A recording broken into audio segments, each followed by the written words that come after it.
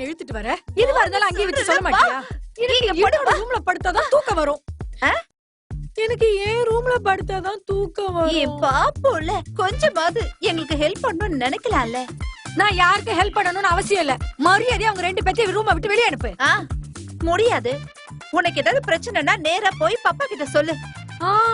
நான் சொல்லுவேன். எனக்கு இங்க யார பார்த்தும் பயம் இல்ல. அப்படியா? ரெண்ட் கொடுத்தியா? வாடகை கொடுத்தியா? இல்ல இல்லல. அப்ப ஒழுங்கா போய் அங்க படு. பாப்பா அவங்கள அனுப்ப மாட்டாரு.